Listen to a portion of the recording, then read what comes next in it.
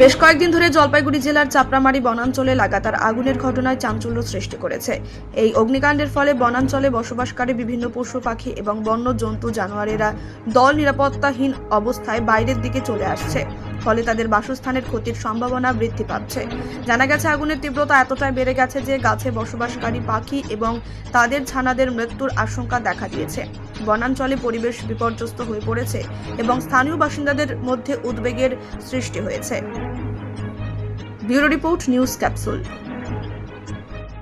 আমরা চাপড়ামারি বনাঞ্চলের বিস্তীর্ণ জায়গায় যেভাবে কয়েকদিন ধরে আগুন লাগছে এবং সেক্ষেত্রে আজকেও আমরা দুর্ভাগ্যজনকভাবে লক্ষ্য করলাম যে বনের অনেক দিকে আপনার আগুন, এবং আমার মনে হয় যে এই বিস্তীর্ণ বনাঞ্চলে যেখানে এইভাবে আগুন লাগছে এবং আগুন লাগার পরিপ্রেক্ষিতে দেখুন অনেক বড় বড় গাছে আগুন লেগে যাচ্ছে, সেখানে পাখির বাসা থাকে, পাখিরা অসহায়ভাবে আর্তনাদ করছে, তাদের বাচ্চারা আছে, তাদের ডিম আছে ন্যাচারালি। তাছাড়া আপনার সামগ্রিকভাবে চিন্তা করলেই এর তো অনেক সুদূর প্রসারী প্রভাব পড়ে। আমরা চাইব বনবস্তির মানুষ যারা আছেন, বন দপ্তরের যারা কর্মীরা পরিশ্রম করছেন, তারা আরও একটু বেশি নজর দিক বনাঞ্চলের দিকে। তাতে কি হবে, তাতে অন্তত এই আগুনে সব কিছু ছারখার হয়ে যাবে না।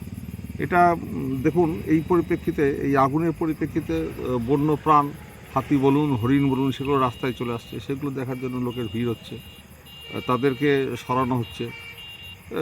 একটা অদ্ভুত পরিস্থিতির সৃষ্টি হয়েছে এই আগুনের পরিপ্রেক্ষিতে।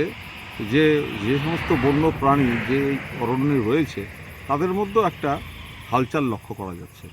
আমরা চাইব প্রকৃতির বুকে এই বন্য প্রাণীরা এরা সুস্থভাবে বেঁচে থাকুক, এবং আমরা চাইব অরণ্য যেন এইভাবে ধ্বংস না হয়।